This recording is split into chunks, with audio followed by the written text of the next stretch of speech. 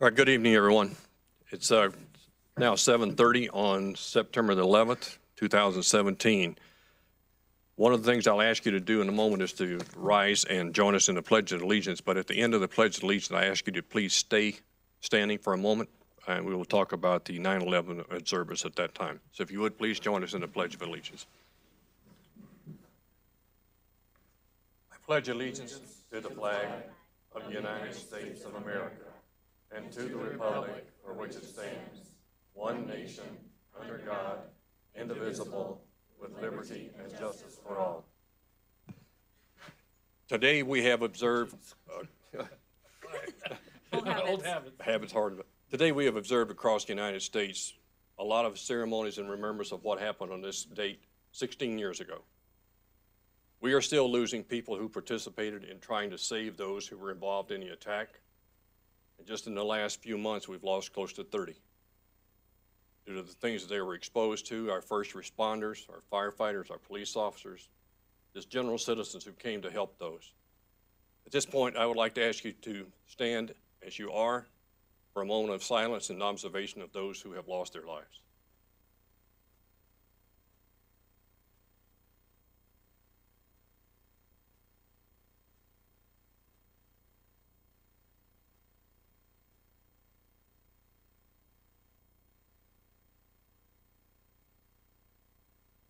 Thank you. Please be seated.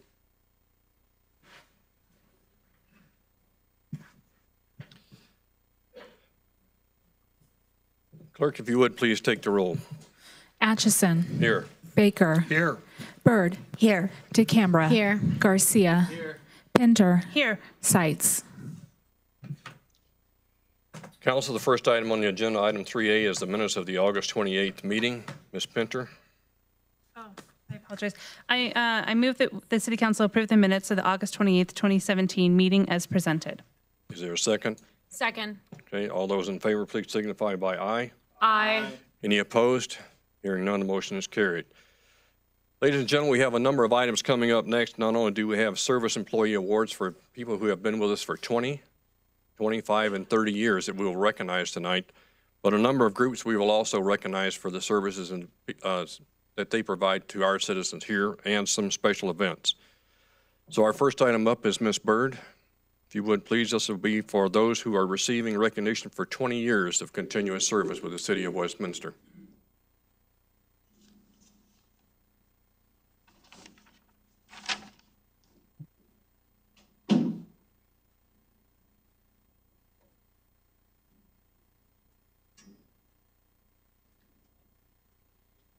Well, I just want to start off by saying I feel very privileged to do this. We have a great city. We know that as citizens, but I'll also say that this is demonstrated by the quality of the employer that the city has been, that we're able to keep people here for 20 years and that they're still happy working here. So I just say congratulations to Westminster and how it's run. And with that preface, I'll first call Joni McCullough.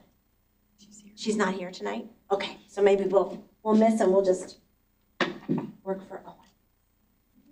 Carol Parkin? Is Carol here? Okay, there you are.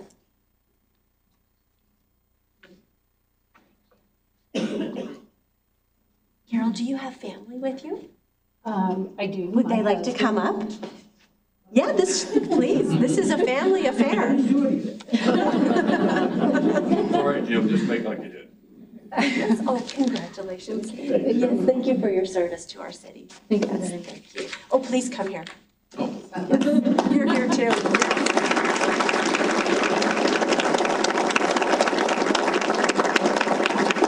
So I'm just going to say a few words about Carol. She was hired in 1997 as a part-time clerk typist 2 for the Community Development Department. In 2005, Carol moved to a full-time position which included working for economic development and was promoted to the executive assistant position. For 20 years, Carol has delivered a high-quality level of customer service to residents and business professionals. Carol is proud to say that she will go the extra mile to make sure a customer's needs are met. Carol enjoys spending time with her family. Carol and Jim have been married for 39 years. Wow, congratulations. Thank you. They have 3 married children, 2 sons and 1 daughter, and 5 granddaughters, all residing in Colorado. Carol enjoys vacationing with family and friends, reading, gardening, golf, and other fitness activities. Congratulations. Thank you very much. Absolutely.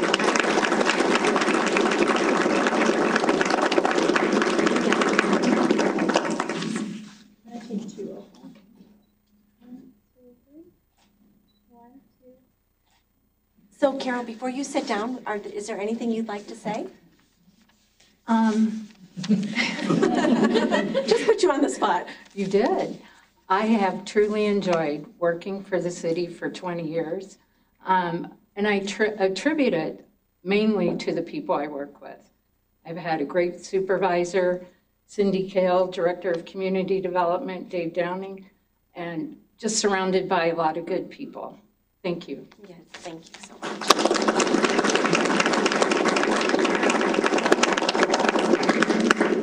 Okay, and Holly Clayton. Is Holly here?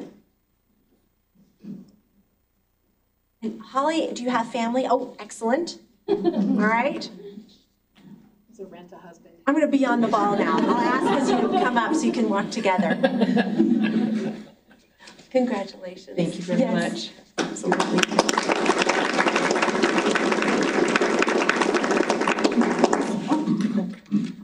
Lose your pen. Thank you. Absolutely. Okay, so I have a few words to share about Holly. So Holly was hired September 15th, 1997 as a housing inspector to administer the newly created rental property maintenance inspection program. In 2005, her position was reclassified to lead housing inspector. The rental inspection team is responsible for the inspection, licensing, and registration of over 13,000 individual rental units in the city. Wow. Holly is proud to say that the rental inspection program was one of the recipients of the 2011 City of Westminster Legacy Awards, which recognize programs that have been influential in shaping Westminster during its 100 years as a city. The program has also been recognized by other Colorado cities as a model for the successful implementation of a rental housing code. Holly was raised in Westminster and graduated from Westminster High School in 1979. She demonstrates. I think we own it. We just own it, right? We gave you this. She demonstrates her passion for housing and pride in Westminster through the rental inspection program. Holly enjoys spending time with her husband, Bill Clayton, a former building plans analyst for the City of Westminster, daughter Jessica Sorensen, currently a building plans analyst for the City of Westminster. That's pretty cool. Son Joshua, daughter Chrissy, 2 granddaughters, and a new baby on the way. She enjoys reading, football, and spending time with family. Congratulations. Thank you.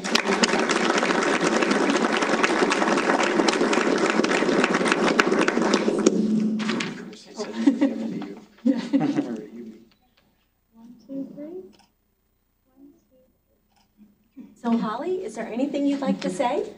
Yes. I'd like to ditto what Carol said about having an incredible workplace offered to us through the City of Westminster, the spirit that they instill in all of us, having great directors and supervisors, but a very, very special thank you to council for all the support throughout this last 20 years. It was council that was cutting edge in creating this program, and it has become a wonderful tool in the city with which for us to use and to keep our aging rental housing stock in good repair. So thank you very much to council for that. Thank you for your service Thank to our you. city.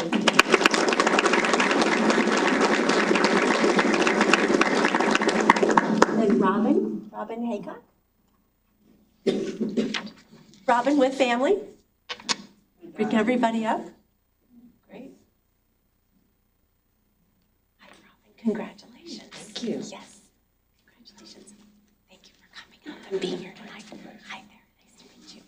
So let me give you this. Congratulations. So I'm going to say a couple words about Robin.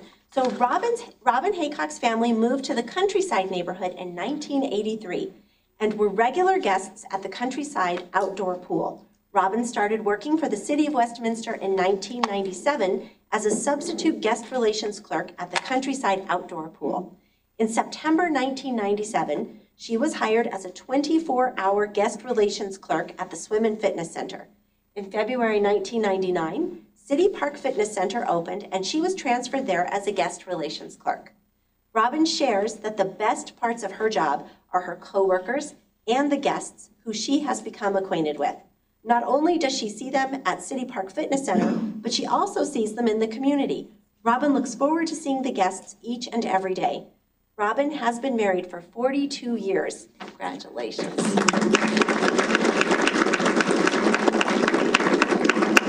She enjoys spending time with her family, which includes 4 grandsons under the age of 3. Oh my goodness. True story. Wow. She enjoys traveling to Hawaii to visit her parents, gardening, and reading. Congratulations.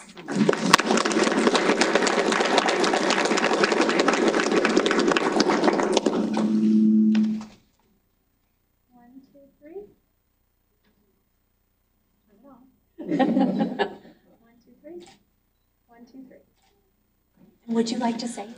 I don't have anything else to add. It's just gone by very quickly, and the city is a great place to work. We're so glad that you're here and that you've stayed for 20 years. We hope for 20 more. Thank you. Congratulations.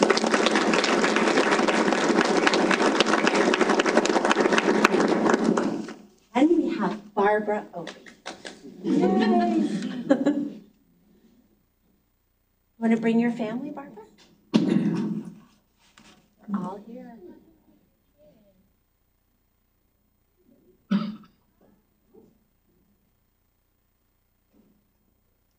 Yay. Nice to see you again. We just shook hands. Nice to see you again. Thank you for being here. Yes, congratulations. So, I get to see Barbara a lot, so this is just all around. It's a privilege for me, and really it's a sincere privilege that I get to be the one to give this to Barbara. So anyway, Barbara Opie was hired in September 1997 as assistant to the city manager. She promoted to budget and special projects manager in 2006 and assistant city manager in 2012. In April 2016, Barbara was promoted to her current position, deputy city manager. As one of the city's 2 deputy city managers, she works with the city's finance, general services, human resources, information technology, and parks, recreation, and libraries departments. She started her municipal career at the city of Peoria, Illinois, prior to joining the team here in Westminster. Barbara served on the Westminster Public Safety Recognition Foundation Board from its inception in 2002 through 2016. And she has served on the Westminster Firefighters Fire Victim Benefit Fund Board, AKA the Burn Fund, since 2013. Thank you, that's a lot of work.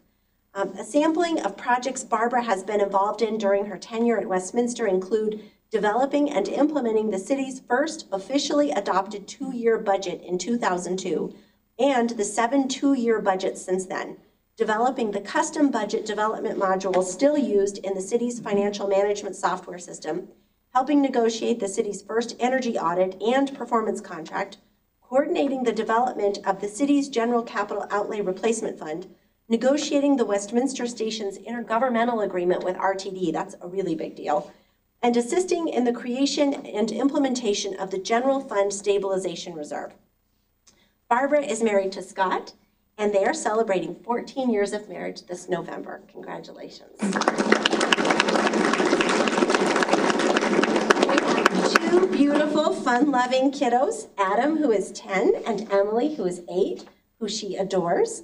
They have a yellow Labrador fur baby named Murphy. She loves to spend time with her family, watching movies, traveling, being outdoors, doing crafts, and skiing. And I will also add a couple things about Barbara. Barbara is amazing. She knows more about our city's finances and our budget than anybody. You can ask Barbara literally anything about our budget, and Barbara will know the answer, and she will know why, and she will have all of the details at her disposal. She's unbelievable. And I'll also add, she has the best taste in candy and desserts. So if you're ever visiting the city manager's office and you need a sugar fix, you should ask to come visit Barbara Opie. So congratulations. Thank you, Barbara.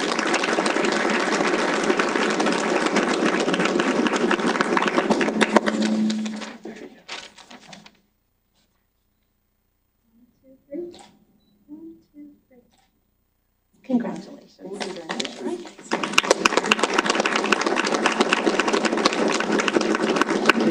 you so much.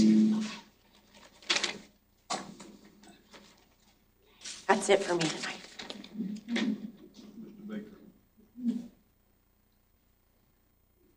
I would like to have Ms. Dollar join me at the front of the room, please. It's $1. I didn't figure it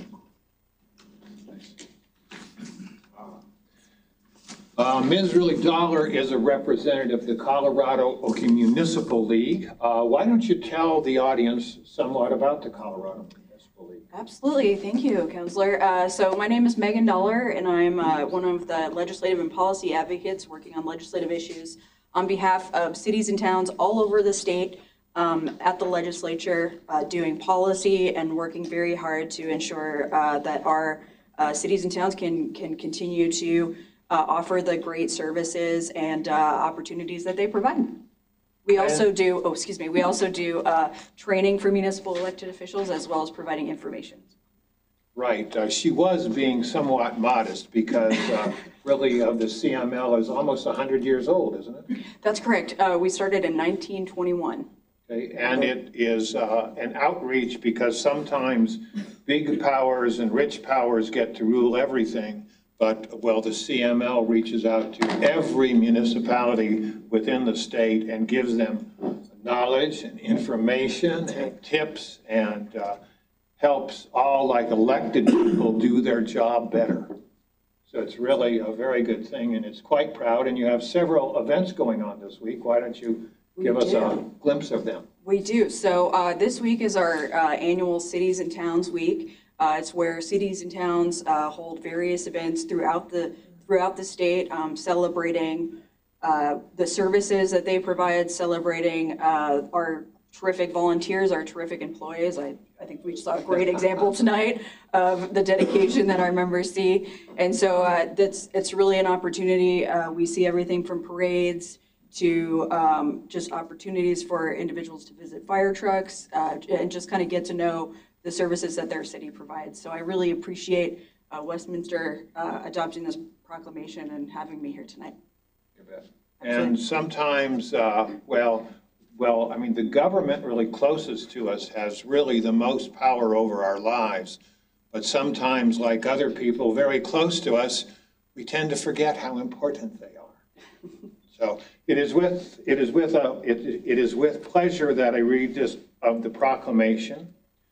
Whereas, municipal government is closest to the most citizens and the one with the most direct daily impact upon its residents, and whereas municipal government is administered for and by its citizens and is dependent upon public commitment to and understanding of its many responsibilities, and whereas municipal government officials and employees share the responsibility to pass along their understanding of public services and their benefit, and whereas Colorado Cities and Towns Week is a very important time to recognize the important role played by really municipal government in our lives, and whereas as members of the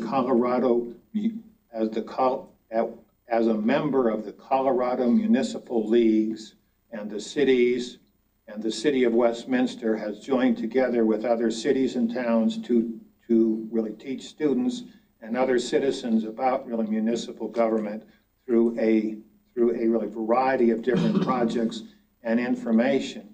And whereas Colorado Cities and Towns Week offers an important opportunity to really convey to all the citizens of Colorado that they can really shape and influence government through their really civic involvement.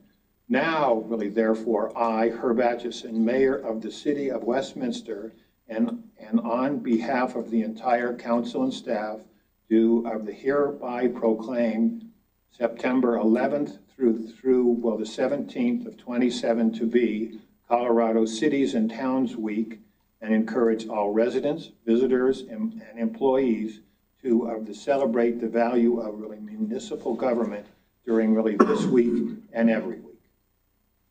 Congratulations.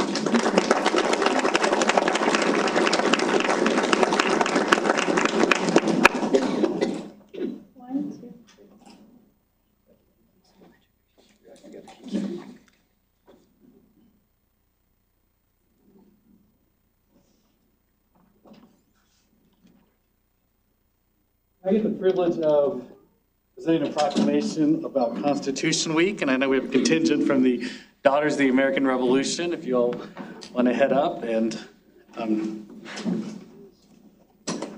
ahead, I appreciate it.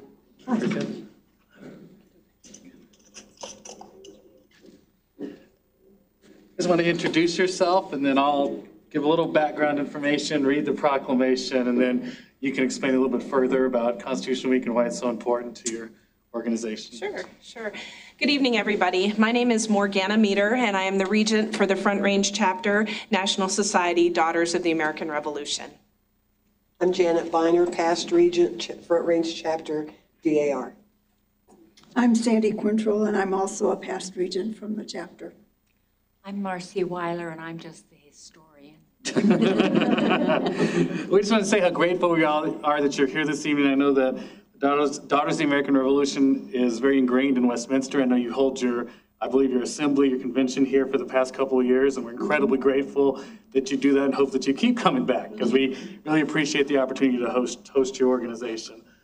For those that don't know, I'll just give you a little background on Constitution Week, which is in 1955, the Daughters of the American Revolution petitioned Congress to set aside September 17th through 23rd annually to be dedicated for the observance of Constitution Week. And the resolution was later adopted by Congress, and on August 2nd, 1956, was signed into law by President Dwight D. Eisenhower. I've got a whole thing about what goes on, but I'll let you talk about that. Sure. But let me go ahead and read the proclamation here. Whereas it is a privilege and a duty of the American people to commemorate the 230th anniversary of the drafting of the Constitution of the United States of America with appropriate ceremonies and activities. Whereas every single American shares in this legacy of liberty, and we are grateful for the courage, conviction, and sacrifice of all those who have helped preserve and uphold the principles of a free society. And whereas whereas we remember the enduring importance of the Constitution, we also recognize our responsibility as citizens to respect and defend the values of our founding and participate in the unfolding story of freedom. And whereas in celebration of the signing of the Constitution and in recognition of the Americans who strive to uphold the duties and responsibilities of its citizenship, the Congress, by joint resolution of August 2nd, 1956, requested that the week of September 17th and ending September 23rd of each year be proclaimed as Constitution Week. So now, therefore, I, Herb Atchison, the mayor of the city of Westminster, on behalf of the entire city council and staff, do hereby proclaim September 17th through September 23rd, 2017 as Constitution Week, and urge all citizens to study the U.S. Constitution and reflect on the privilege of being an American with all the rights and responsibilities which that privilege involves.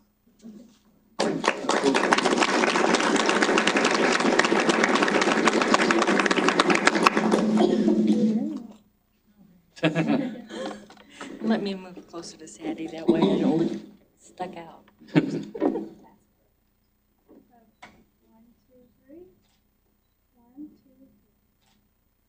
We're going to talk a little bit expand a little bit more about Constitution Week. Perfect. So, Mr. Mayor, members of City Council, citizens of Westminster, and guests, on behalf of the Front Range Chapter, National Society, Daughters of the American Revolution, we thank you for allowing us to join you this evening, as well as in your support of the 2017 Constitution Week. As was shared, the Daughters of the American Revolution are the ones that originally founded the celebration of the Constitution Week. A little bit about the DAR. It was founded in 1890 and is comprised of women who are direct lineal descendants of men and women who fought or served the patriotic cause in the American Revolution. Our legacy has continued since that time through the promotion of patriotism, preserving American history, and securing the education of the American population for the community in the future. The Constitution Week was started in 1955 and signed into public law and resolution in 1956, and the goal since that time has been to promote the education of the citizens, reminding citizens of their patriotic duty to defend and protect the Constitution of the United States, informing the American population that the Constitution is the basis and the foundation for our American way of life, and continue the encouraging education of the events that led up to the framing and the signing of the American Constitution in September of 1787. Okay. Thank you very much. Thank you for our Oh, you're welcome. pocket preambles. Okay,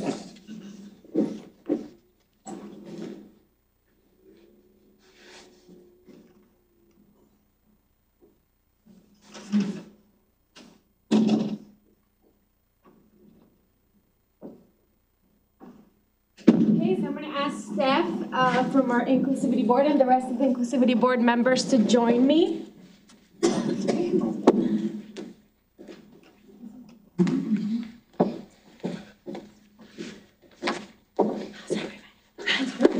Okay, this is exciting. Here, we can split them both sides. Okay, so hello everybody, I'm Maria de Cambra and I'm a City Council.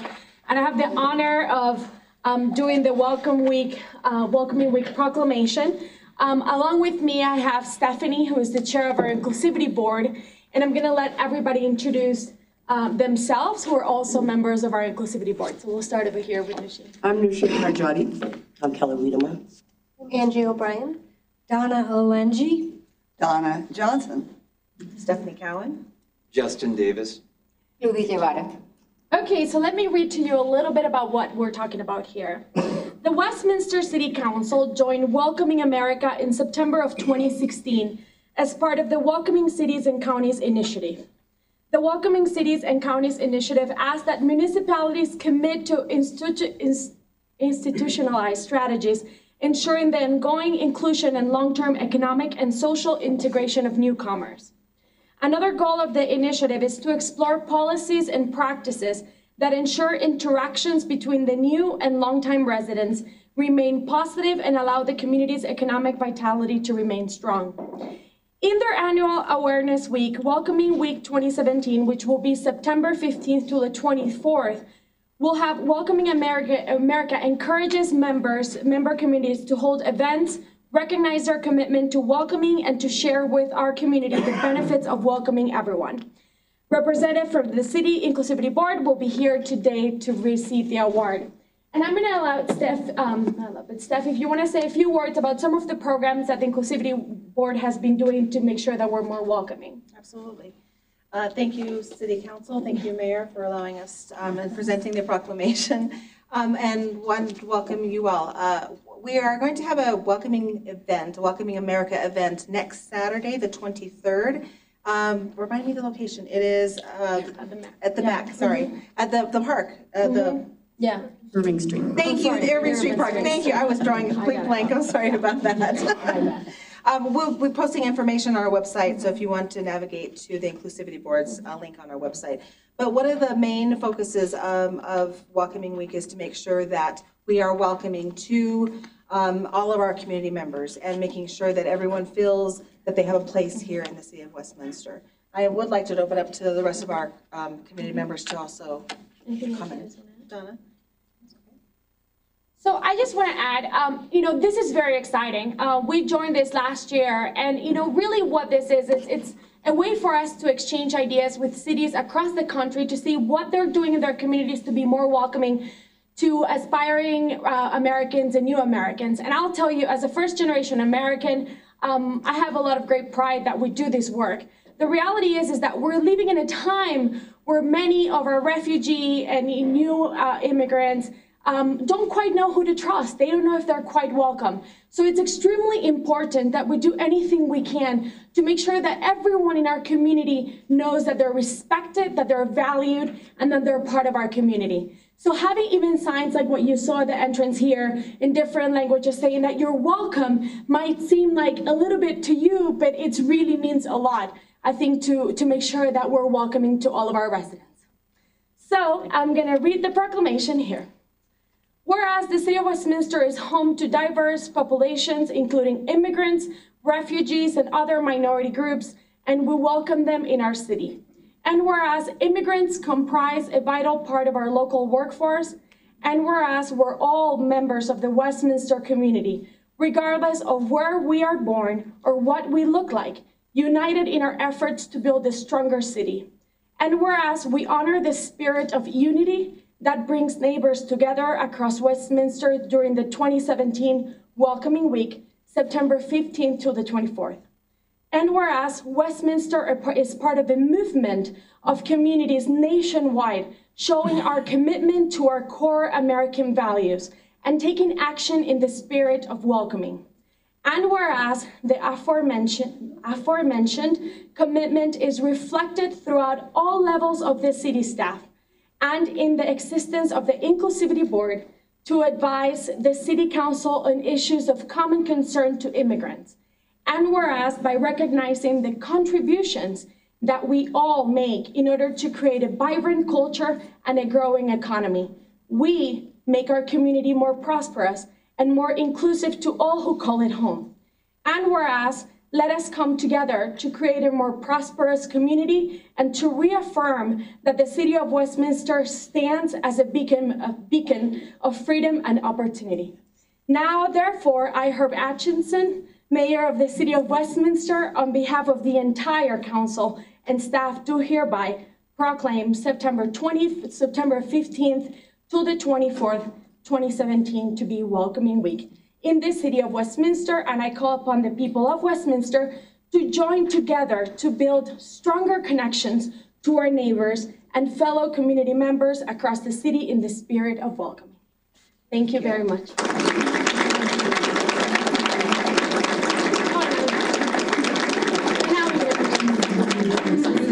We're gonna have to scoot in here a little bit since there's so many of us. Wait a minute, we have one more. Come on, Bev. Oh, Bev, come on over here. Bev is also part of our. Yes. Sorry, how did I miss you? Here, let's meet me.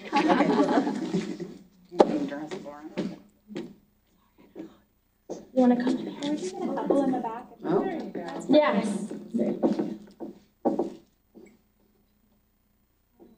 One, two, three. One, two, three. Thank you. I'm sorry. Just can't be so many members. Oh, for now. Thank you, guys. Thank you so much.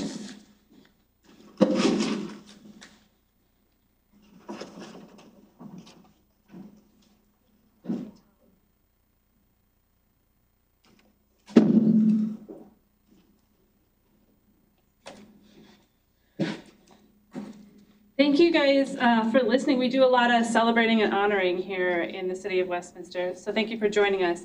I have the privilege of calling out Childhood Cancer Awareness Month proclamation. Do we have anyone from Gavin's Galaxy here? Oh, welcome.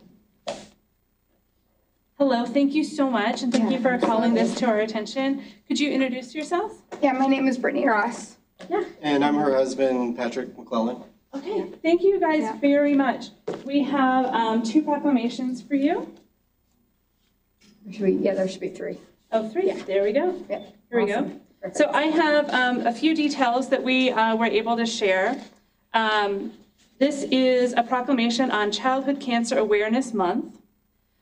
We just need to be aware that more children are lost to cancer in the U.S. than any other disease. In fact, more than all other childhood diseases combined. There are 12 different types of cancer found in children ages 0 to 20. Enough children are diagnosed with cancer every day to fill 2 classrooms. Cancer is actually the leading cause of death by disease for children ages 0 to 19.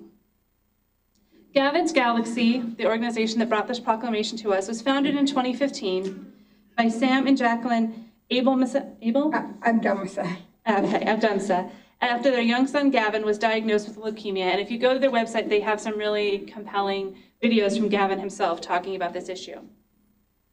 I don't know if you have anything you want to share before we actually read out the proclamation. So one of the reasons that I have become so committed to this is because I am actually a 16-and-a-half-year childhood cancer survivor myself.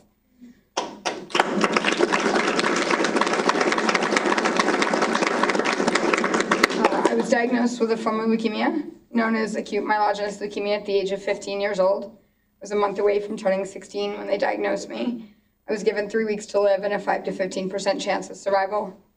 I underwent 2 very intense and aggressive rounds of chemotherapy and spent a total of about 80 days in the hospital undergoing treatment.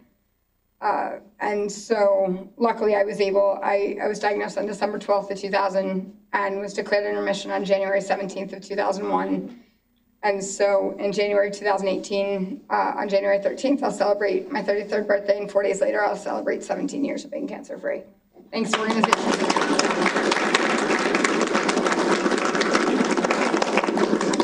Thank you so much for sharing that story.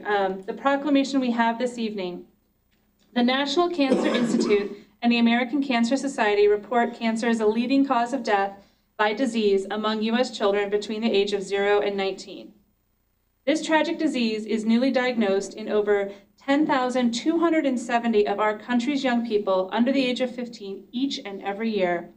And whereas over 40,000 children undergo treatment each year, 1 in 5 of our nation's children lose his or her battle with cancer. And whereas this year alone, an estimated 1,190 cancer deaths will occur in children, and cancer is the leading cause of death by disease in children ages 1 to 14. And whereas 60% of infants, children, and teens who survive will suffer from the long-term effects of this comprehensive treatment, including secondary cancers, and whereas Gavin's Galaxy was founded to raise awareness and advocate for pediatric cancer fighters, survivors, angels, and their families. Gavin's Galaxy recognizes that pediatric cancer affects families of all race, color, ethnicity, and socioeconomic status, and whereas we recognize that many organizations and individuals in our communities that provide services and support to this population, thereby enhancing the quality of life for these children and their families. Now, therefore, I, Herb Atchison, Mayor of the City of Westminster, Colorado, on behalf of the entire City Council and staff, do hereby proclaim September 2017 as Childhood Cancer Awareness Month, and urge all Westminster residents to recognize the impact of pediatric cancer on families within our community and honor the lives of children within our community whose lives have been cut short by cancer.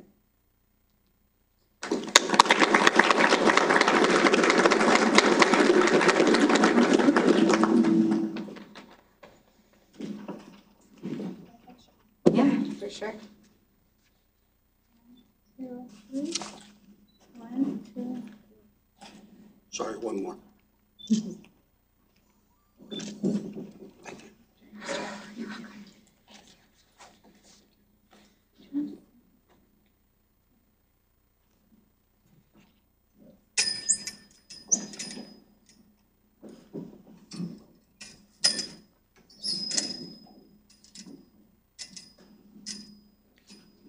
All right, the next item on our agenda will be citizen communication. Now, for those of you who have not visited with us before, we have a policy of how we do citizen communication.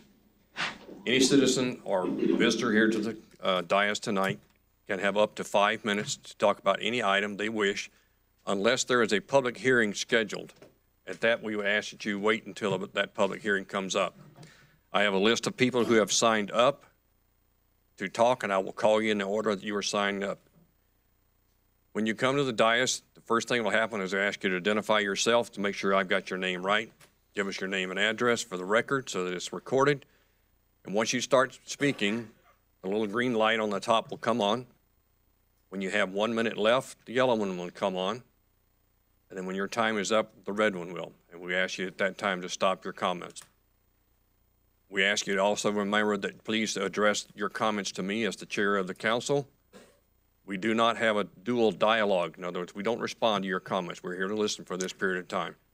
So if you're sitting there, you're waiting for somebody to respond to a comment or a question you made, we don't do that.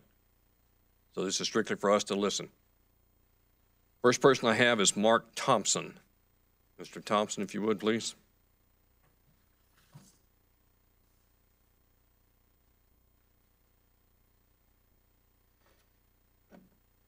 Thank you, Mayor, members of council. Nobody else has used the mic tonight. Do I have to? Is that working? So it's recorded, yeah. My name is Mark Thompson, 4290 Holly Street. I'm a representative of the Colorado Carpenters. I entered an apprenticeship right out of high school, and I've been building in these communities for over 30 years. This is the path I have chosen in order to provide for my family. Different from the city employees you honored tonight, and I want to thank you for honoring those employees. In my industry, my goal on every job is to work myself out of a job and hope that there's another one to move on to, complete the project and move on. I'd like to share with you tonight the issues in our industry and what we're up against in order to maintain, or in order to remain an asset in our community rather than a burden. Our industry is dirty. It is polluted with wage theft, payroll fraud, exploitation of a workforce by labor brokers that pay cash under the table. This means no taxes, no workers' compensation benefits, no unemployment benefits. These labor brokers normally do not pay overtime and many times do not even pay for the hours worked. This has become common in our industry because the contractors and labor brokers have been allowed to get away with breaking the law and cheating the workforce. This in turn cheats the communities in which we live. The Access Westminster project on 109th Avenue, the Alto Apartments on 71st Way, and the Hyatt Place Hotel on Church Ranch Boulevard are current projects under construction, and the owners, developers, and contractors on these projects have made the decision to turn their head the other way like everyone else and allow these illegal practices to be the standard in their facilities. The drywall subcontractors on those projects are known for using labor brokers that exploit their workers. They have workers on these projects from other areas that are working with multiple labor brokers and are getting cheated every day. We have approached many government agencies, elected officials, along with reaching out to developers, investors, and responsible industry partners for help to bring awareness to the criminal activity that is going on in our trade and in our communities. We continually hit a wall because it is easier to sleep at night if you refuse to acknowledge it is going on in our own backyard. These labor brokers are often involved in many criminal activities, including money laundering, human trafficking, drug trafficking. It is a criminal element. Is this a criminal element that you are willing to allow to continue to prosper in our community? We have struggled to get governmental agencies to enforce the laws already in place to prevent this criminal activity, which I've spoken of tonight. We have started a public awareness campaign, which we are branding Criminal Colorado. I'm asking you tonight to make a commitment to stand up against these activities. What is the City Council of Westminster willing to do to protect our citizens? Mayor, members of council, thank you for your time tonight. Thank you, Mr. Thompson. Next person I have is Karen Kalevity. If I mispronounce it, my apologies.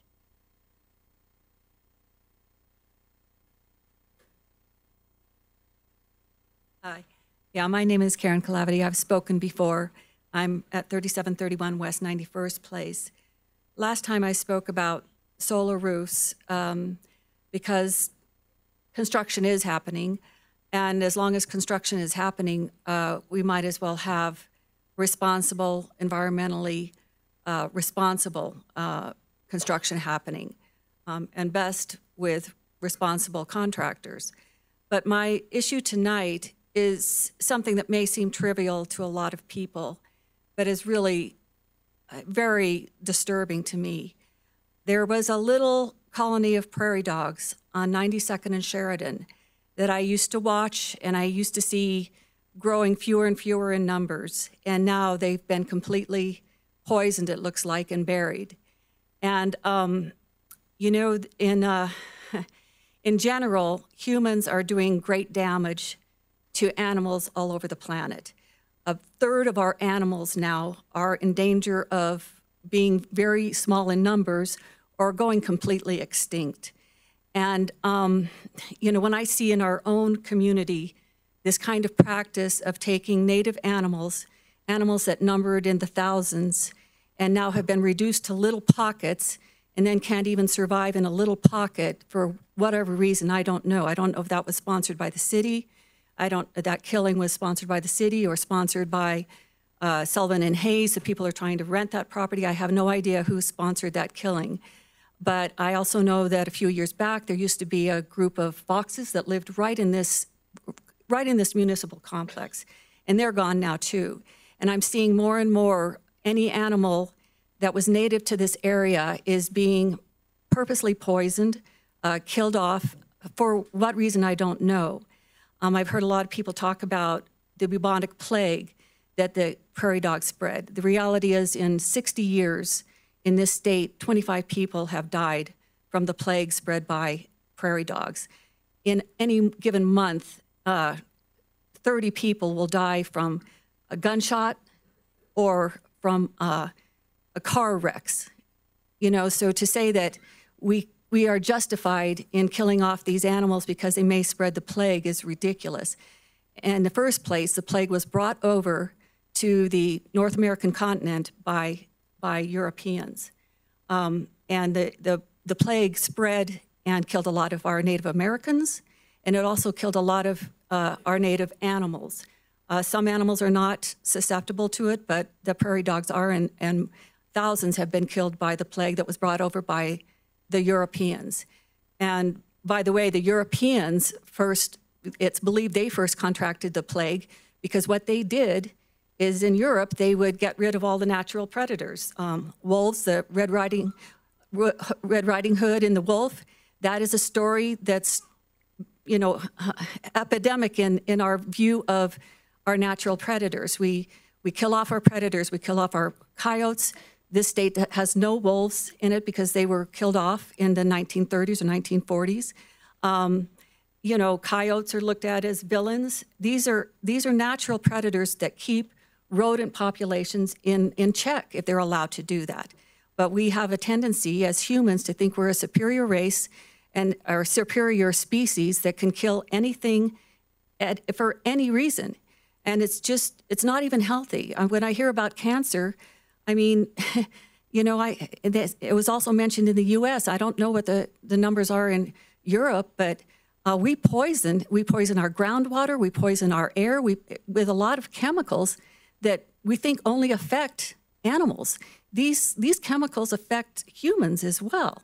So, I mean, I don't understand this random killing of animals, especially when they're in a little spot, it's not bothering anybody, and it just seems to be a matter of practice just to decimate animals for the sake of decimating animals.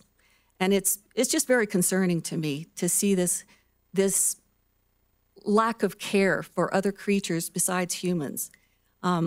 It's not necessary, and I don't even think it's healthy. Thank you, ma'am. Mr. John Brady.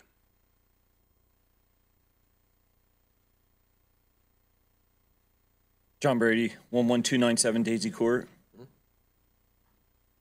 Mayor, city council members, local 510 Carpenter Financial Secretary Treasurer. I also am a general foreman for Saunders Construction. I'm a carpenter, and I've been in the trade now for almost 30 years. 48 years old. Started out as just out of high school, working for local general contractor that was non-union, and there was no safety standards and such other things. There was enticement of working for cash and things of that nature. I've since been introduced to the union, the benefits and opportunities that it offers for safer work environment, a pension annuity, and I'm proud to say today I am a father of two boys, a senior up at CSU that's just finished up an internship with Saunders Construction for construction management. I also have another boy that's in Utah State University. He's in the pilot program out there, and if it was not for the union standard, the higher wages, the better wages and benefits, that would not be possible. So I stand for the union. I stand for, you know, what it stands for: better working conditions, safe work environment for all tradesmen. You know the old adage, you can lead a horse to water, but you can't make him drink. Well, that was me early on out of high school. I knew I wanted to work with my hands, but I just didn't know any better. A lot of these tradesmen that are out there that are so-called non-union don't know any better. You know, they're told, you know, you can make a better wage, you can have a better or safer working environment, but a lot of them are afraid because they're either undocumented or they're just not acclimated to the environment yet. So, you know, I'm not going to stoop to that level from where I'm at now to compete with that. So we're trying to get, you know, council members educated as to what's going on out there and to stand in solidarity with the Carpenters Union and what we're trying to promote, you know, better, safer work environment for all tradesmen. Thank you for your time. Thank you, sir. Mr. O'Neill, Bill O'Neill.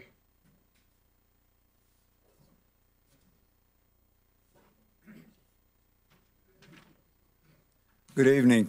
I'm Bill O'Neill, union carpenter. I've been at it a while. You can probably tell that. As carpenters, we believe, as union carpenters, we believe in fairness. We believe in safety. We believe in quality. We believe in productivity. You have elements in your community now that don't appear to believe in any of those things. These labor brokers that pose as contractors, subcontractors, as you might imagine, are killing us.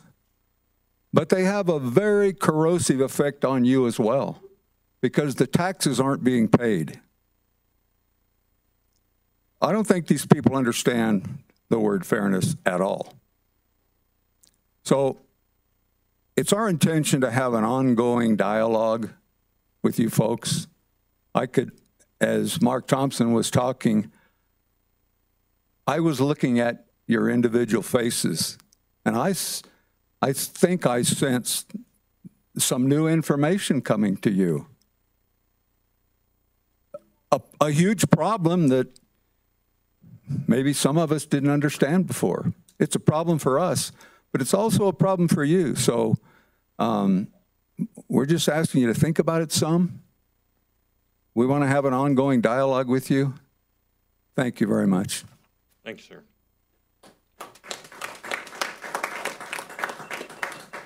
Mr. Grady Newis.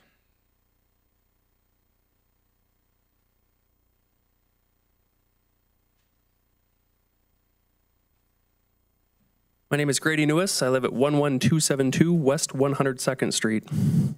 Thursday, September 7th, I came across an article on my Facebook feed from the city of Westminster that states, Tyler Anderson withdrew his name from the ballot for the office of city councilor. It was determined by the city clerk's office that Mr. Anderson's voter registration record had not been updated by the deadline of August 28th to reflect his current Westminster residence, therefore making him ineligible. What this article fails to mention is that the city clerk's office did not check Mr. Anderson's affidavit and passed his petition as being eligible for entering the drawing of ballot petitions. How could this happen if due diligence was done? Since there are no written rules on nomination petition signatures to get on the ballot, I thought I would share the rules listed below for elections on initiated petitions. Each registered elector signing an initiative petition shall add the signer's printed name, the date of signing, his or her place of residence by street and number, and the county designation after his or her signature. In short, you must write your own information, no third-party assistance. You must have the date signed and full address, including county. A nomination petition is a legal document.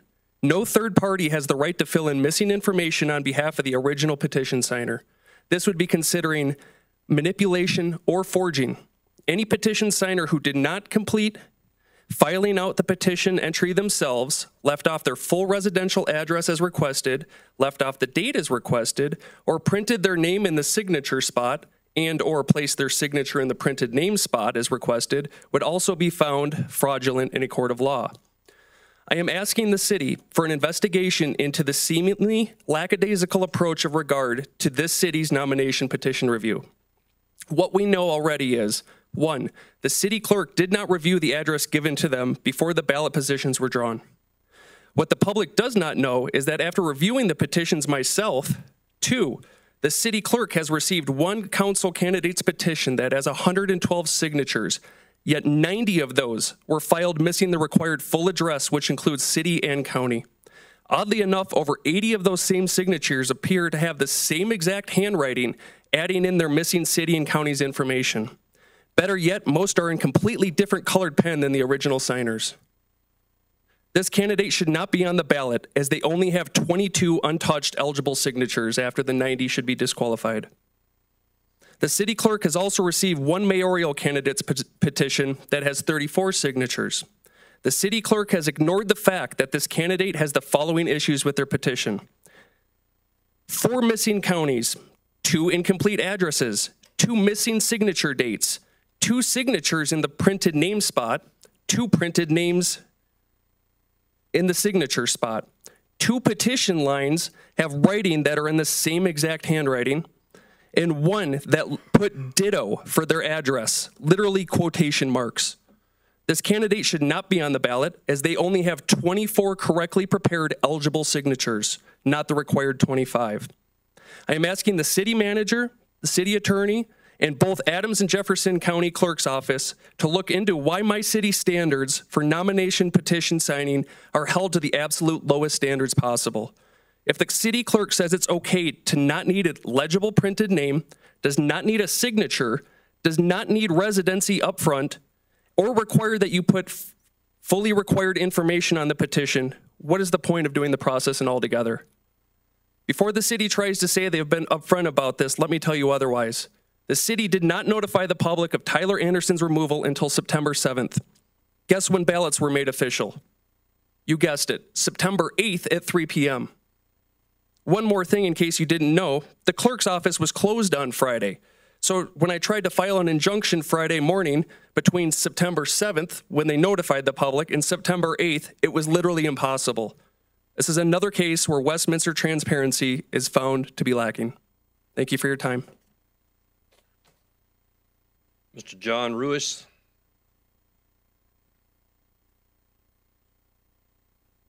Good evening. My name is John Ruiz, 3513 102nd Place of Westminster, and a union carpenter of a local 55. I'm a carpenter by trade and ask that the city of Westminster pay closer attention to the criminal construction activity in our community. I shouldn't have to compete with the underground economy in order to put food on my table. Thank you. Thank you, sir. Mr. Dave Mefford.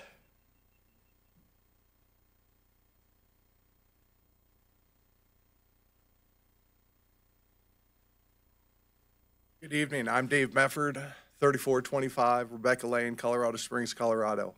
The reason I'm up here, and you might ask, out of my 17 years with the Carpenters Union, I've spent 12 years in the Denver metro area. We as carpenters find it extremely difficult to find work competing with these non-union underground labor sources. So we're asking for your assistance, helping us correct these wrongs, improving the working wage for all employees, not just union carpenters, non-union also. Thank you. Thank you, sir. Hippolito Hernandez.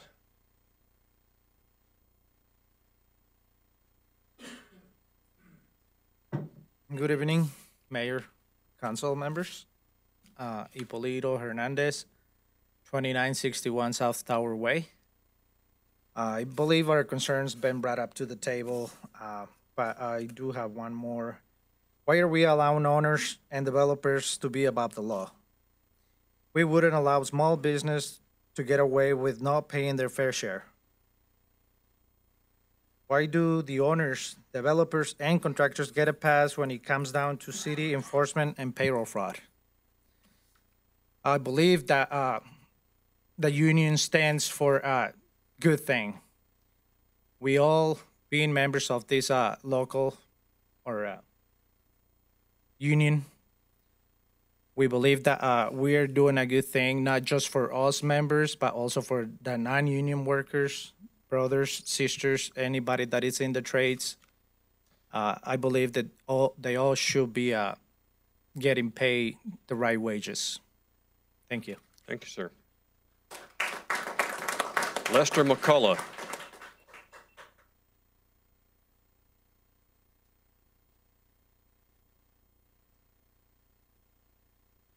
Afternoon. Thank you, sir. Michelle, you have another sheet? That's stuff? Okay. All right. Ladies and gentlemen, thank you for your time tonight. That's all those I have that have been signed up. And I will then, after that, I see you, Mayor. If there's anyone else who has an item they'd like to bring forward to the City Council at this time that had not signed up previously, please come to the podium at this time.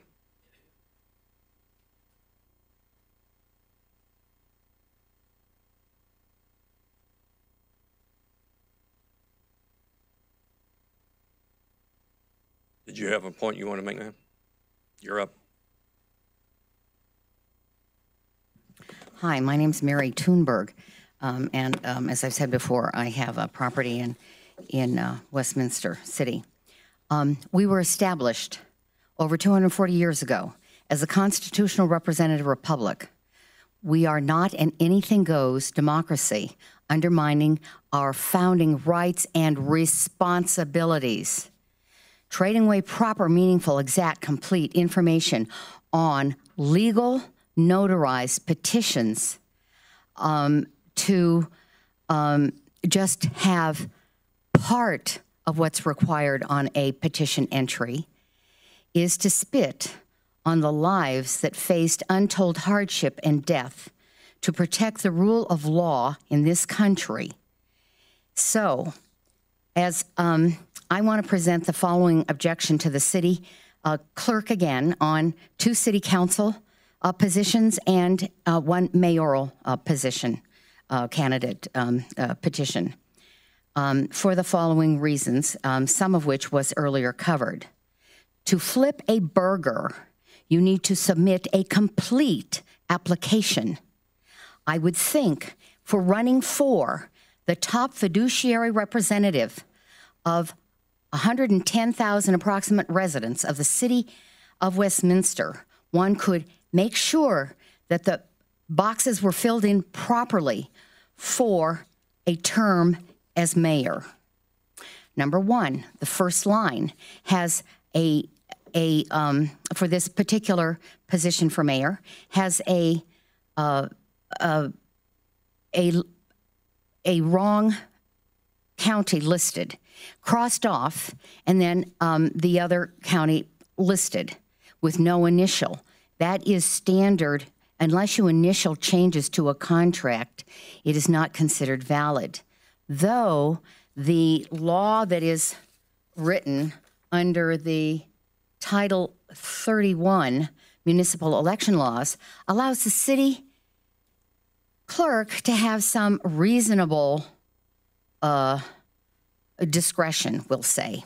So that means either that city clerk stands to make a complete application on the petition, not application, but a complete entry per line, completed or not, because as names can be, were partly written and not completed, just to check the address is not sufficient, and is not sufficient in the future especially, because names can look like one thing, put in an address and see a signature, and that is counted. That is spitting on our Constitution. So for the person who turned that in, you would think they would make sure they had enough to secure the position as mayor for the next term.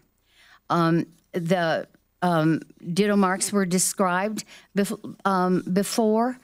There are no dates and no county listed on several. So again, for another city council person, there are that legal document should not be altered. That entry should not be added to or taken away from.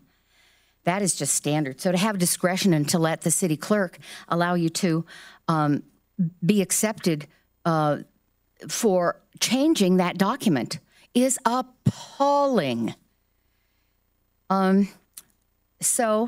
Again, the Tyler Anderson issue is that the county was, the instruction, the application right here says The signature comes first. The printed name comes second. The full residential address, which includes the number, the street, and the city and the county, be listed, and the date. So without a proper city clerk doing the proper job, we are spitting on our Constitution.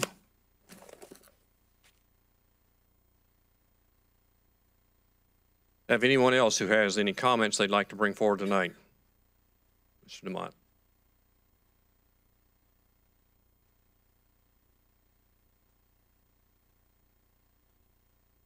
Good evening. David DeMott. I live at 9640 West 105th Way. I'd like to switch gears a little bit and get back to what today means to me. 16 years ago, many of us probably remember exactly where you were at. I want to read a quote from Mayor Giuliani. It was, "The attacks of September 11th were intended to break our spirit. Instead, we have emerged stronger and more unified. We feel renewed devotion to the principles of political, economic, religious freedom, the rule of law, and respect for human life. We are far more determined than ever to live our lives in freedom." I thought that it was important that somebody out of the audience make sure that we speak about it. Yesterday, I had my children ask me what that was all about. And we actually sat down and watched a movie about September 11th with them, about some of the first responders who rushed into the building so they could understand, because evidently we don't teach that in our school to our children. I think that's a gross, unfortunate thing. So I wanted to take an opportunity. Today I could have worn Bronco gear. You all know me very well. I'm a pretty diehard Bronco fan. Today I decided to wear blue instead in honor of our first responders, because I think that we need to remember them, and we need to thank each one of them that are here tonight that at any moment could have to run into danger to save each of us. So that's what I wanted to say tonight. I appreciate your time. Thank you, sir. Last call. Anyone have any other comments they'd like to bring forward? Okay, seeing none, we'll move on. Mr. Tripp, if you would, please. Thank you. Mr. Mayor, if you'd indulge me for just a moment, I'd like to congratulate our employees who are recognized tonight for their service to the city. I'd also like to mention we had Employee Appreciation Week last week, which was a great week, and we recognized all of our 1,000 or so employees. It was a really terrific time.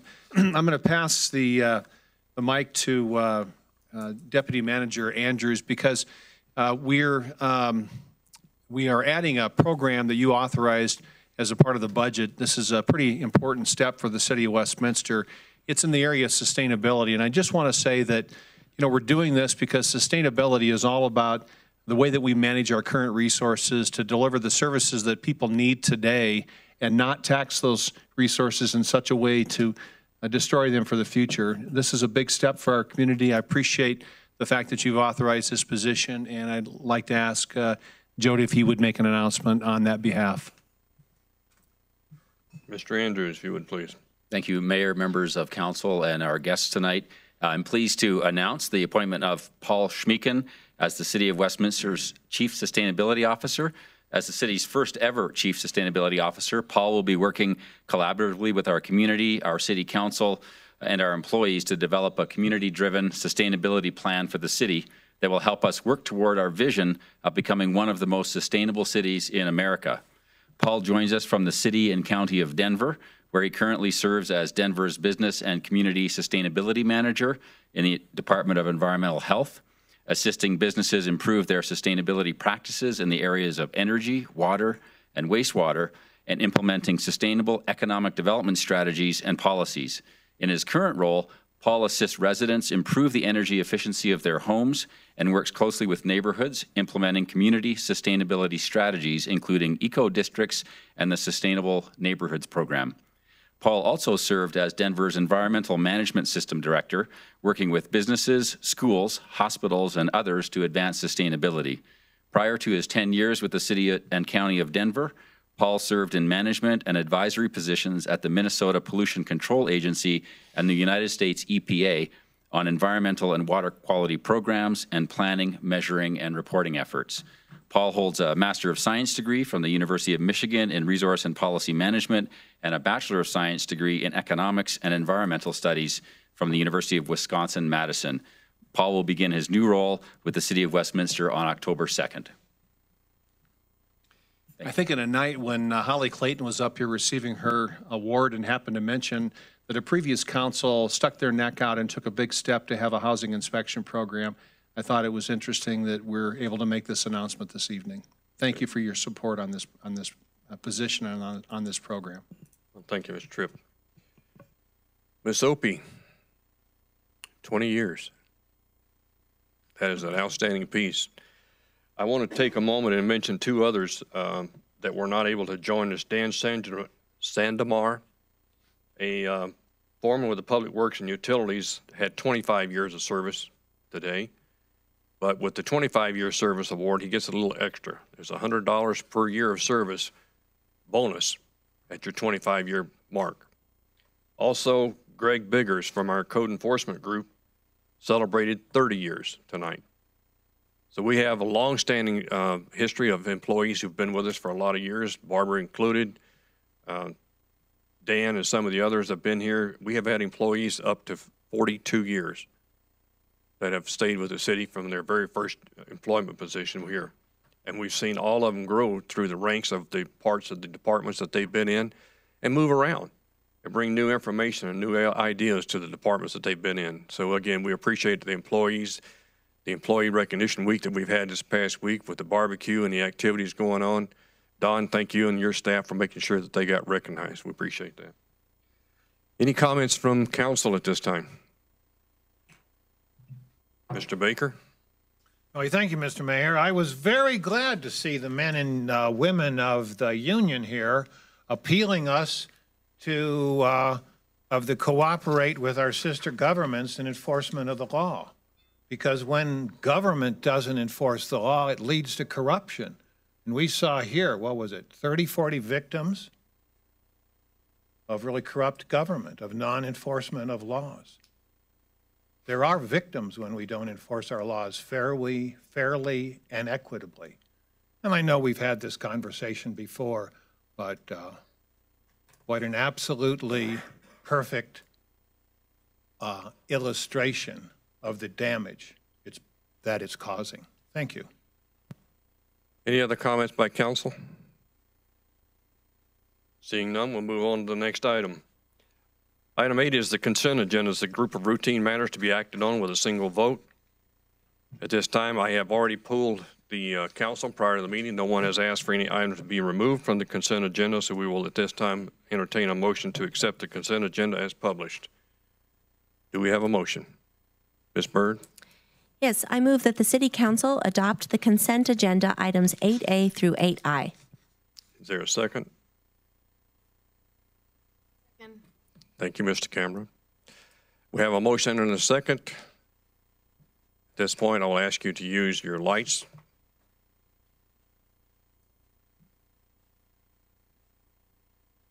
Okay, motion carries on a 6-0 vote.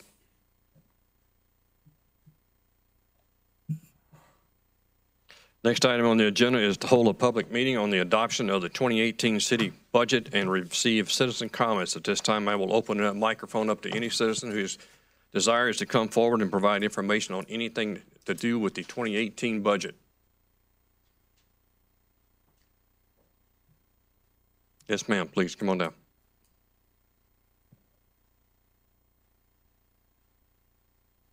Do I have a time limit? No, ma'am. Okay, sorry. Sorry. No. But start with your all- name and address, please. My name is Melissa Hastings. I live at Terrace Gardens. I'm here on behalf of We Organize Westminster. And, okay, so as you know, We Organize Westminster has been speaking on the need for translated leases. We have heard numerous stories of confusion and frustration from our non-English speaking neighbors and community members. I know that for me, getting my apartment was a stressful time. When I went to sign the lease, I was given the highlights of what was on the lease. At the time, I felt an urgency to sign as long as my kids had a place to live.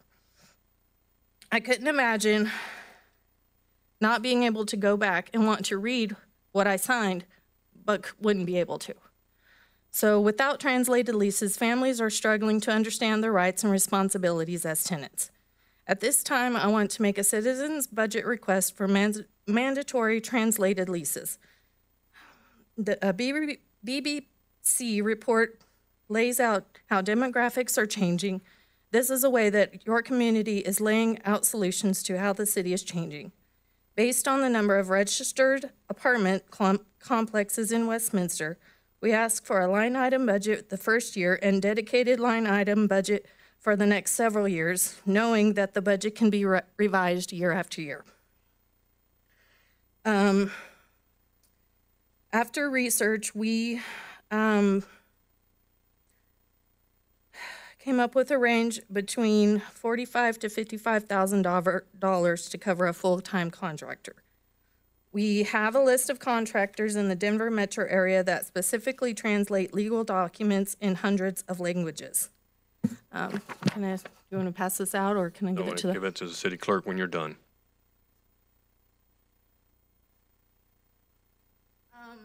Okay. So it's easier than I thought. I would also like to thank Councilwoman Seitz and Mayor Pro Tem Garcia for making their suggestion on this matter, and thank you all for your time. That was it. Thank you, ma'am. I thought it was going to take longer than that, sorry. Is anyone else?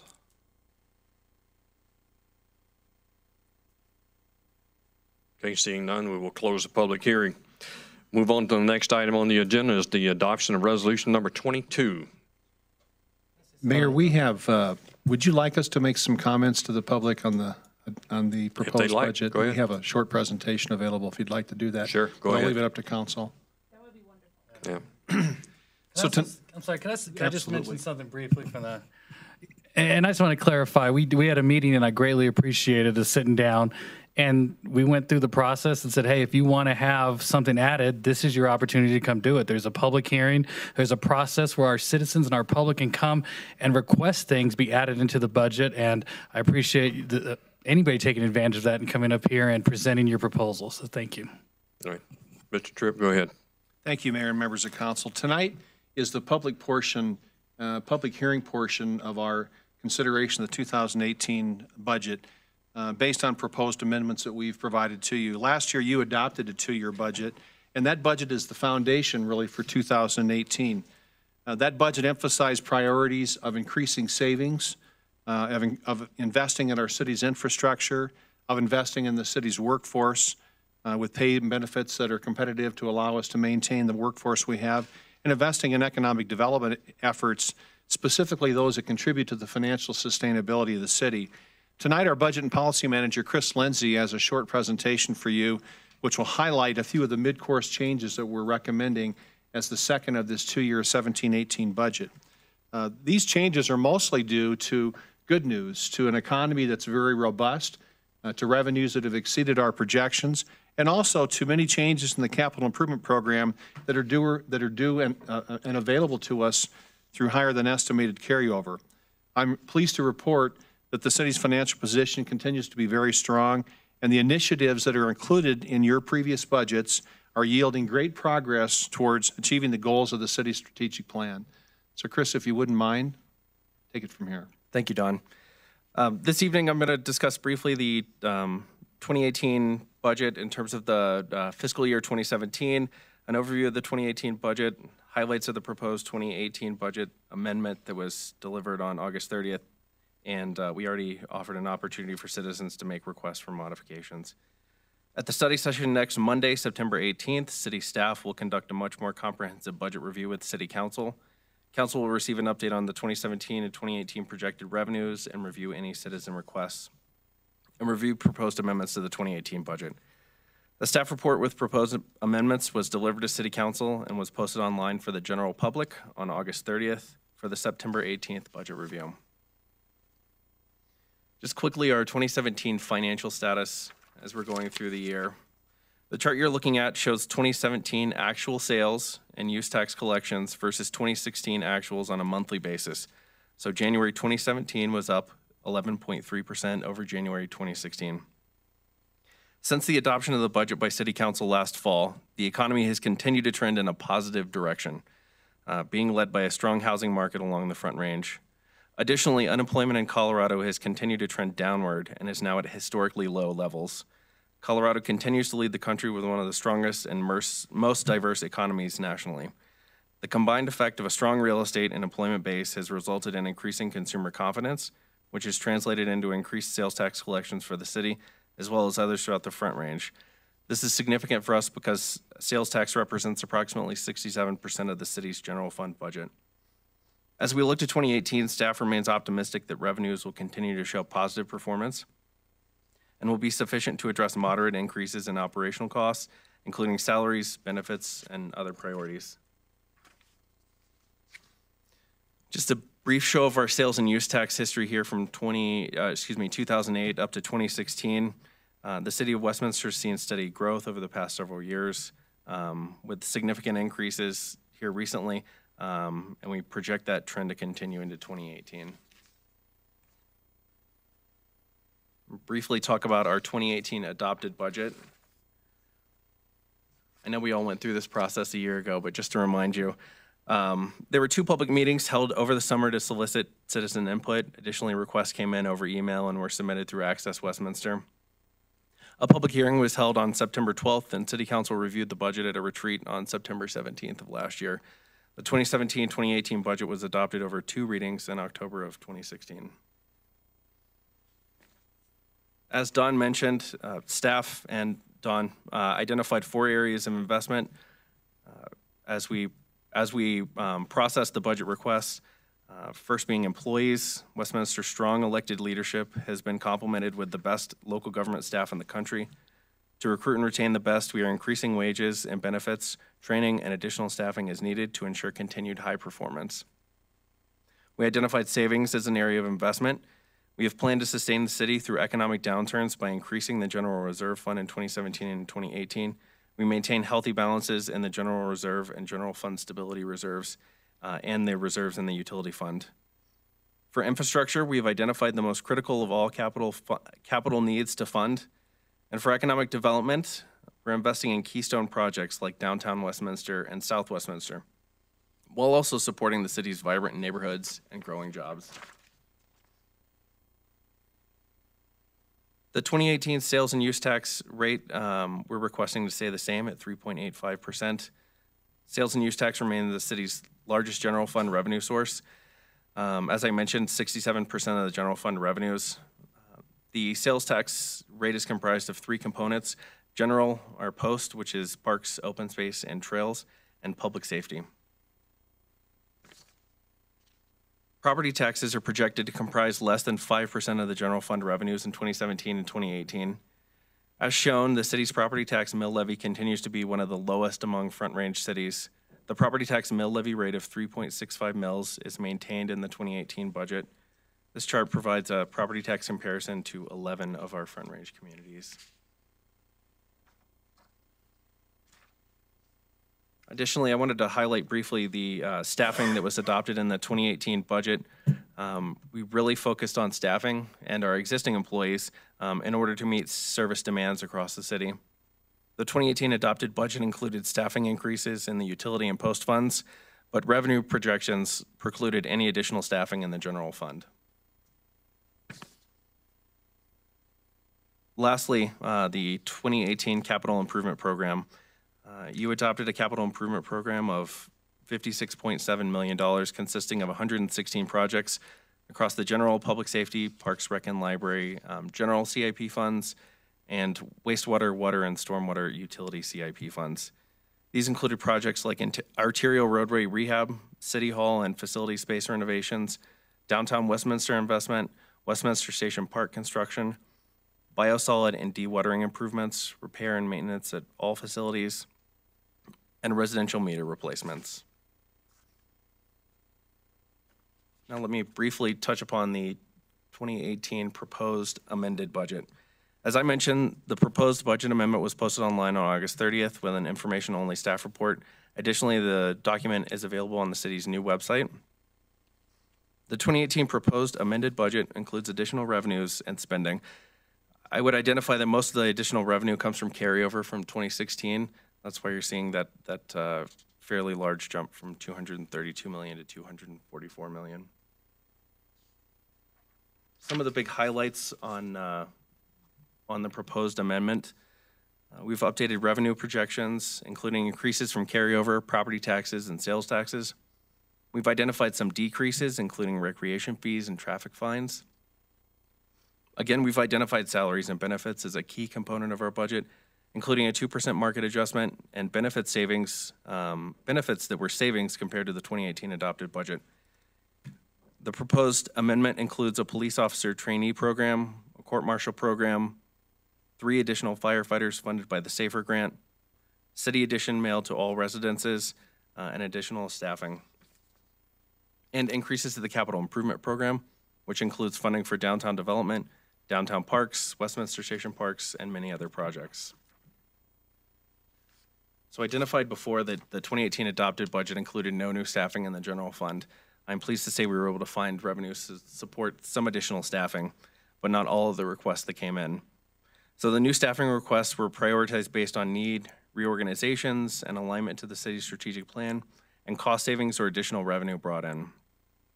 Again, we are proposing to use partial year funding to more accurately project when new positions will be recruited and when new employees will start. Our next steps through this process. Staff has finalized the proposed revenue and expenditure amendments to the adopted 2018 budget. Council received the 2018 proposed amended budget and will review all proposed amendments for the review at the September 18th study session meeting. Council will take official action on the proposed amendments to the adopted 2018 budget on October 9th. Additionally, tonight's the final opportunity for citizens to provide feedback on the adopted 2018 budget. Pending the one we receive this evening, we'll research the comment or request and present that request along with the recommendation next Monday night at the study session. That concludes my portion of the presentation.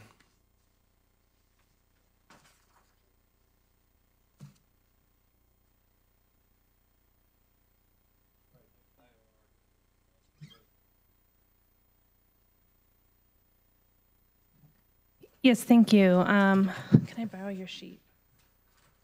Thank you. My screen went to sleep. I move to adopt resolution number 22 to formally receive the Westminster Public Library Master Plan 2017 through 2021 as a planning guide for providing library services to the city of Westminster.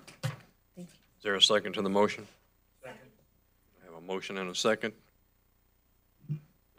Ms. Pender, did you have comments? Yeah, I just want to thank staff. We had a study session on this. I know this was an incredibly detailed process going on well over a year, and there's a lot of thought and a lot of heart and a lot of consideration about the services we provide and how we're benefiting the community. And I just wanted to take a minute and thank you for the hard work that's represented in this master plan. Thank you. Mr. Garcia. I want to echo the sentiments of Councilor Pinter. I mean, this is very exciting because this is a document that's going to guide and lead our libraries for years to come. And we cannot stress the importance of these libraries as community places within Westminster. And I think that this plan is going to activate them. It's going to make sure as many residents as possible can be there. It's going to make sure that we offer as many services as possible to our residents.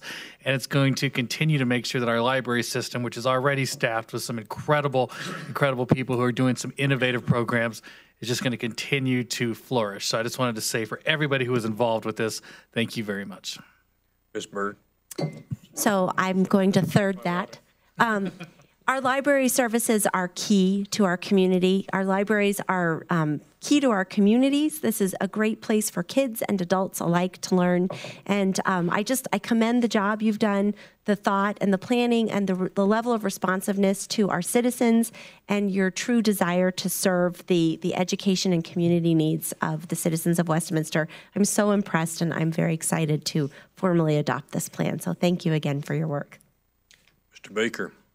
Thank you, Mr. Mayor. I'd like to ask, was this plan modified to really reflect the user conflict that is going down at the Irving Street library that I brought up in our study session on this? Because I looked and I really couldn't see any difference. Because that is a very thorny problem because it's chasing some of our users away. Well, this plan was about current and future programs, capital and operating, and it took into account all uses and all issues past and today and moving forward. So I'd say generally, but I would also report that great progress has been made at Irving Street in the last year, particularly with the management of the library and delivery of services to the community. It's it can be a tricky issue because everybody has access to the library, and their uses are all important to us. But there is as you pointed out, there have been some disturbances in the park and concerns people have had about activity in the park, and we've done the best we can to manage that situation, to also deliver the service of the library. And I think we're making great progress there. But if any of the staff would like to comment and have anything else to add to that, or would like to, I appreciate it. It's like Jason's getting up. Thank you, Jason.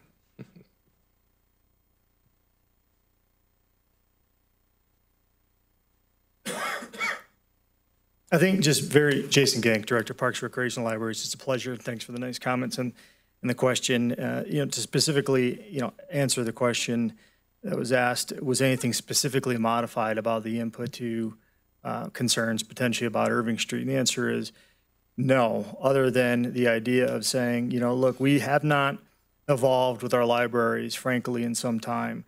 We have a desire and a need to update policy, to update practices, to make sure that our facilities are operating at full efficiency, safe for everyone in our community, regardless of background, and making sure they're feeling welcome at our facilities. So when we talk about a commitment to literacy, place, partnerships, engagement and empowerment and outreach, those are the core areas where we really have needed to evolve, and we have a lot of work to do.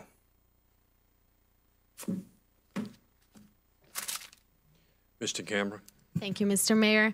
Well, I just want to echo the comments from my colleagues and thank everybody that was involved in this process. To me, I appreciated how forward-thinking and innovative it is, and overall your focus in community engagement. And I just want to say, Mr. Gang, I'm always excited anytime that there's an issue before council from your department, because it's been very exciting to see over the past couple of years how much you focus on making sure that we are thinking that we're thinking kind of outside the box when it comes to engaging our residents. And I look forward to continue to see that with this plan. So thank you very much to all of you engaged in this process, and I look forward to see what's next. I know we have a number of the staff members here in the audience.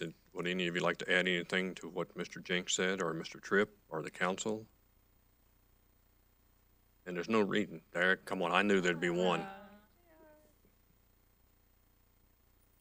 I'm J.R. Clanton, the Interim Library Services Manager, and I just really want to thank you for all of your support through this effort and acknowledge the hard work that was put in by our staff to get this done. We are just excited as you are to implement this plan and are really looking forward to what we can do as a library in this community. So thank you. Thank you. Guys, thanks for coming tonight. Nice job. Any other comments? All right, this will be a roll call vote. Ms. Parker, if you will. Atchison. Yes. Baker. Yes. Bird. Yes. DeCamera. Yes. Garcia. Yes. Pinter. Yes. Motion carries on a vote of 6-0. Ladies and gentlemen, I think that we are done. And there being no other post-meeting items, we are adjourned for the evening. Staff, thank you again for coming out and sticking around tonight.